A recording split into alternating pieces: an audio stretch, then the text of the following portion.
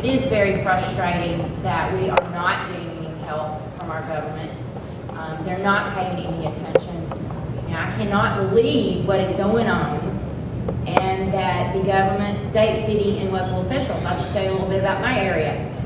We started trying to educate everybody before the oil hit our shores, and when it was probably sometime in July when people started talking about being sick, people were coughing, upper respiratory, sinus, they were talking about having the flu, and I was like, you don't have the flu during the summer. Of course, we had been educated by the folks from Alaska, and we felt certain that it was all connected. So we started trying to talk about it, and the mayor in our town would not let us. Shortly thereafter, several of us had our blood tested. We had the VOC and Metamatrix, and we got the results back. I personally was in bed for 2.5 weeks. It was a long road of recovery just to get rid of the upper respiratory so that I could get out and function. My employment is property manager at the beach, so I have to run up and down the beach. I never once got in the water. I live 1.5 miles from the Gulf, and then I live 50 yards from the Back Bay. Well, if you've been keeping up with my area, you'll understand that the Coast Guard did nothing to prevent the water coming in from the Gulf of Mexico and block it from coming in our bays. We have 7 back bays where we have dolphins, and most of us residents live. So the test results came back. They were extremely high.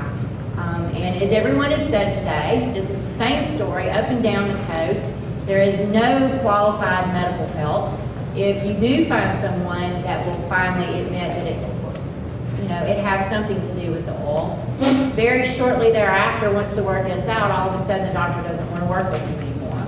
And I find that very strange. I don't understand how a company that's not even incorporated in the United States gets away with all this. And it is frustrating, and it's very emotional. And as Cherri said, we have been speaking very loudly, a huge group of folks, for 10 months. And we're getting a little closer, I think, due to Dr. Subra's report getting out. It's gotten a lot of attention, but we're gonna have to make people listen.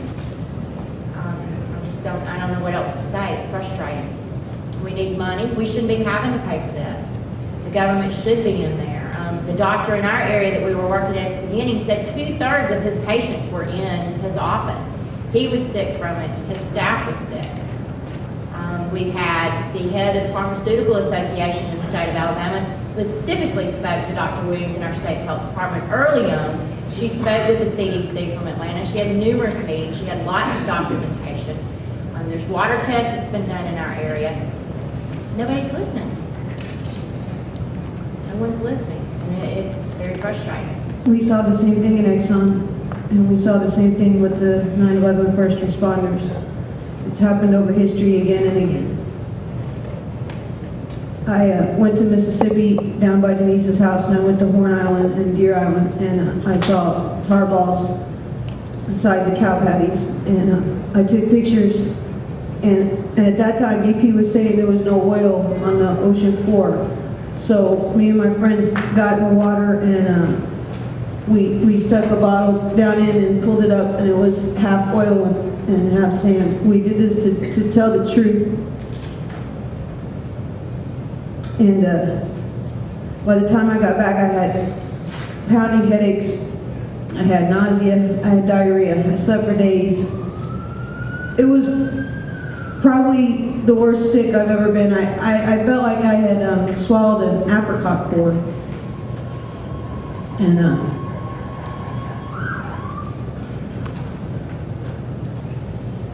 And I went to my doctor, and the doctor, he took one look. He said it was the worst case of bronchitis he'd ever seen.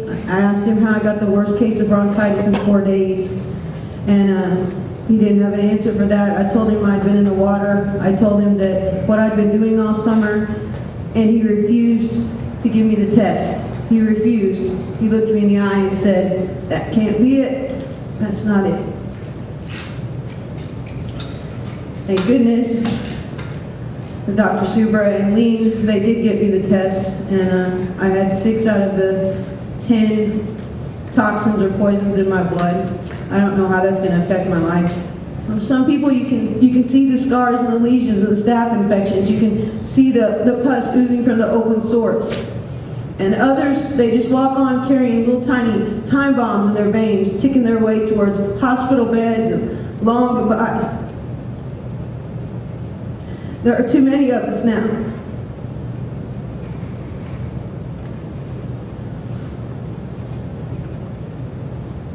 There are too many of us.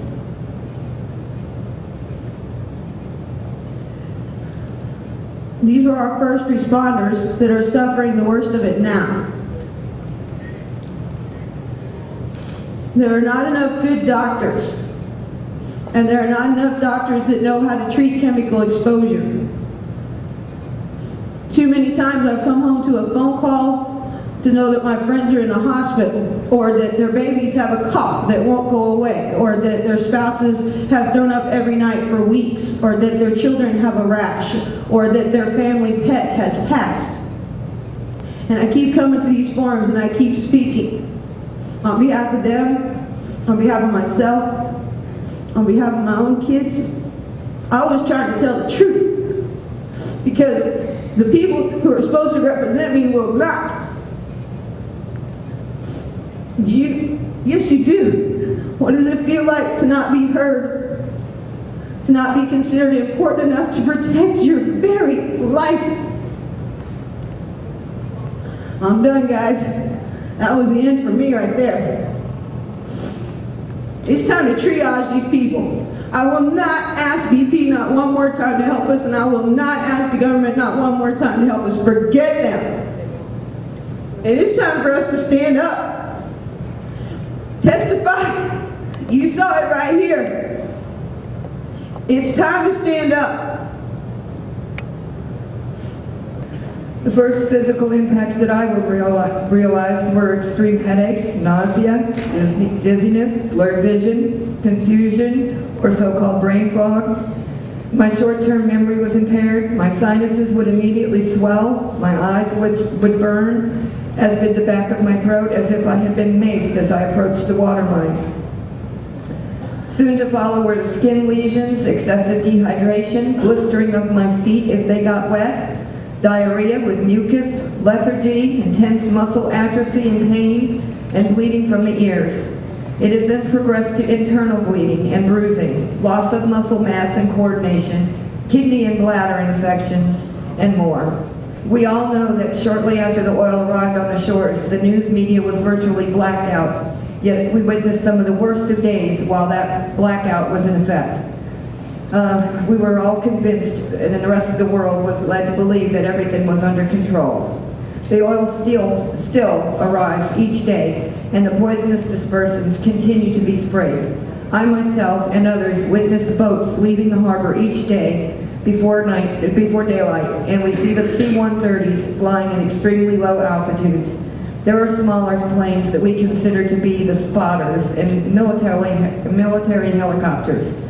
The sky over the Gulf is crisscrossed with chemical trails nearly every day and a chemical smell. The red and brown frothy brown foam, the tar balls are evident each day also.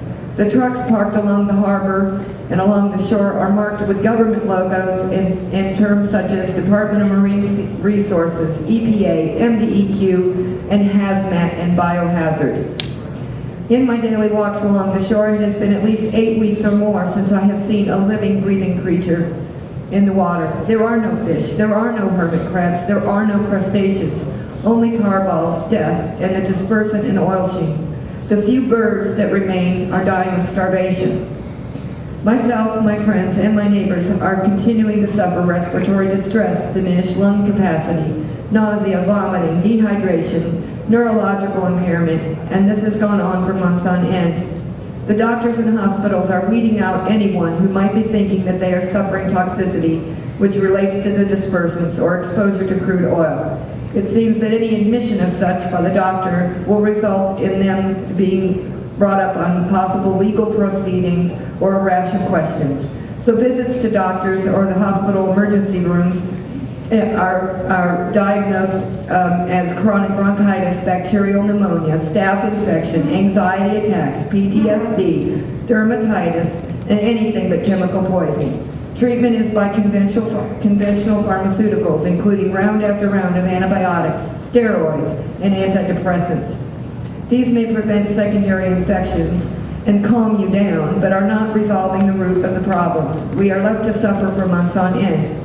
You cannot even begin to beg for chemical testing to be done by a conventional doctor. It is refused, and you are treated as though you are a crackpot and overly dramatic and imagining things.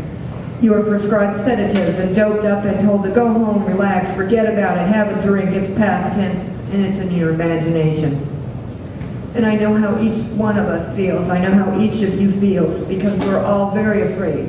We're afraid of ending up like the young man who just had to leave. We don't know what the future holds for us. I keep picturing the dead wildlife that I have seen on the beach with their eyes hemorrhaged and gasping for air, and they cannot bring air into their lungs. And I see this happening to us. I see this happening to people now. My family physician of over 25 years has refused to even see me.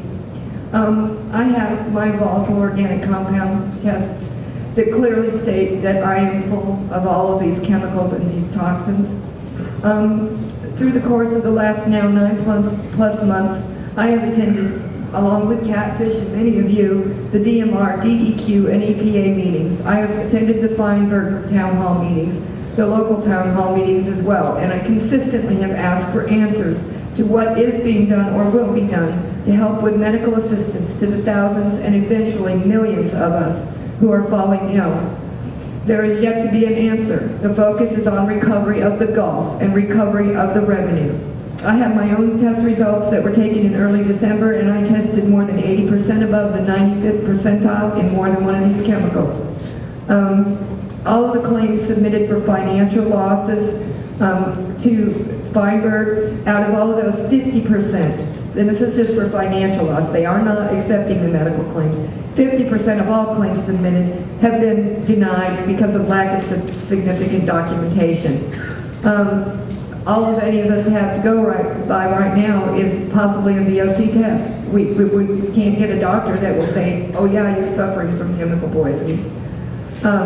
Those of us getting sicker and sicker are very, very thankful to people such as Wilma Subra, Michelle Nix, Joe Phillips, and Mary Lee Orr, because without them, many of us would not have even had the ability to be tested. Although we are grateful that there are individuals who are trying to help, in many cases it's simply insufficient, particularly when we are continuing to be exposed and sprayed with these toxins on a daily basis. With all due respect, this is a life and death situation, not a contest. And we have already determined that we cannot trust our government. They have sold their souls to the devil, and we will not follow. The poisons continue to be spread throughout our air and water. Now we add to that the man-made life forms that are being used in order to eat the oil and the algae and create algae and bacteria. This is yet causing more question and more fear in the hearts of all of us. We are now reading about this new Cynthia, which, what is this potential, and will it be ingested either through our skin, the air we breathe, and the food that we eat, if we dare take the chance of eating the seafood? Will Cynthia be the next of many of the death threats that we now face? We seriously doubt that the FDA or EPA is able to sniff out Cynthia in a crab or a crawfish or a shellfish. Before this epic disaster, I knew not one of you. I have come to know and respect and love all of you. I know that each and every one of us is suffering emotionally, physically, and economically. We are all victims here, and we all have the same fears and the same concerns. We are all in this together. God give us strength and help us to focus and work collectively as one, so that we will all live to see the day that we celebrate that the South has once again risen from the ashes. Together we can get the answers, and we can calm our fears and heal the emotional scars and physical wounds. Please, let's put our heads together and solve this before it's too late, because there are but two outcomes. Together we will live, divided we will die.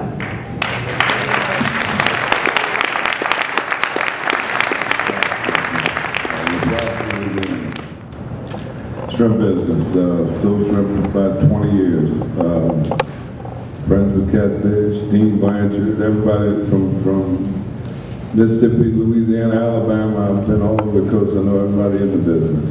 And none of them want to say that the shrimp aren't no good. None of them want to say that. Okay, because that's what we do for a living. That's what we feed the rest of the country. And it's genocide to the rest of the country with them packaging shrimp from Louisiana when it's not even been tested. Okay, remember this, y'all. From day one, they lied to you.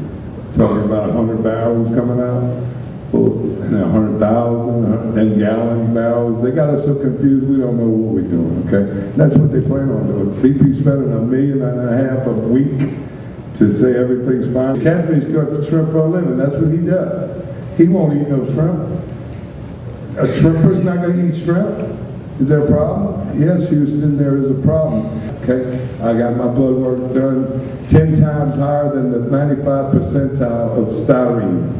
I didn't work on no crew. I haven't even seen a tar ball. Okay, I just live in La Place, drive back and forth. I went to Venice maybe once or twice, and Grand Isle once or twice. Just drove down there to see Dean, talk to him, bring some film crew to go and visit him, you know, so we could get this out. It's up to us, okay, because we're the only ones going to do it. Everybody in this room and these camera people, and hopefully they have the right intentions, okay. And this is bad, dude. I mean, you know, this is bad. Talking about the Cynthia bacteria that we don't know nothing about, unprecedented. You know, I've heard that word more. You know, I can't even spell it. And everybody knows that. Most people know me. They knows I can't spell it, but I know what the hell it means. Okay, and this is serious, bro. This is real. How did our government take care of us with Katrina? Let that be a lesson to you. Okay, this is an oil storm. This is not your regular hurricane. You know, Katrina was like I said before, a thunderstorm compared to what's happening now. Okay, and I mean, we need to do something about it. I mean, any suggestions you got, I'm open for, because we've been beating doors down, and you know, and then face it, Louisiana, we oil, gas, petroleum. I mean, we have a shrimp and petroleum festival at the same place. I love it. It's a great time. And they're not going to say, oh, sorry, you guys, we poisoned 41 million people. Oh, you know, oh, sorry. They've been lying to us, and now they're laughing at us. Okay, and that gentleman right there, what you just see, 22 years old, my son's 22. Let me tell you, that was real. That was real, man. I never even knew he was coming here today. That was a shock to me. And you know, we need to get VOCs. You need to go run. Everybody here needs to go run to the hospital emergency room and demand a VOC test. Okay, and just stir it up. I don't know about knocking on the doors and writing no letters. I think it's a little more. We need to do a little more than that. Okay, because we ain't got time for writing letters until they can put it on their desk. We need to go beat on somebody's door. And I'll drive the bus. Okay, I got the gas money. Okay, and I mean, it's funny, but I'm serious. Something. For drastic situations, drastic measures are taken. Mobile broadcast news. I want to be able to take my health concerns to a reputable doctor and be treated for afflictions which the Corexit and crude are responsible for. I need to be, BP and our government need to be made culpable, and to see that every person living on the Gulf gets immediate medical care and funding in order to obtain that care. How much revenue do they think that they're going to save when 40 million coastal residents are dead in the next 5 or 10 years? It is very frustrating that we are not getting any help from our government. They're not paying any attention. Now, I cannot believe what is going on, and that the government, state, city, and local officials, I'll just tell you a little bit about my area. We started trying to educate everybody before the oil hit our shores, and when it was probably sometime in July when people started talking about being sick, people were coughing, upper respiratory, sinus, where we have dolphins and most of us residents live. So the test results came back, they were extremely high. And as everyone has said today, this is the same story up and down the coast. There is no qualified medical help. If you do find someone that will finally admit that it's, it has something to do with the oil. Very shortly thereafter, once the word gets out, all of a sudden the doctor doesn't want to work with him anymore. And I find that very strange. I don't understand how a company that's not even incorporated in the United States gets away with all this. And it is frustrating and it's very emotional. And as Cherri said, we have been speaking very loudly, a huge group of folks, for 10 months. And we're getting a little closer, I think, due to Dr. Subra's report getting out. It's gotten a lot of attention, but we're going to have to make people listen. It was a long road of recovery just to get rid of the upper respiratory so that I could get out and function. My employment is property manager of the beach, so I have to run up and down the beach. I never once got in the water. I live 1.5 miles from the Gulf, and then I live 50 yards from the Back Bay. Well, if you've been keeping up with my area, you'll understand that the Coast Guard did nothing to prevent the water coming in from the Gulf of Mexico and block it from coming in our bays. We had 7 back bays. They were talking about having the flu, and I was like, I have the flu during the summer. Of course, we had been educated by the folks from Alaska, and we felt certain that it was all connected. So we started trying to talk about it, and the mayor in our town would not let us. Shortly thereafter, several of us had our blood tests, so we had the VOC and Metamatrix, and we got the results back. I personally was in bed for 2.5 weeks.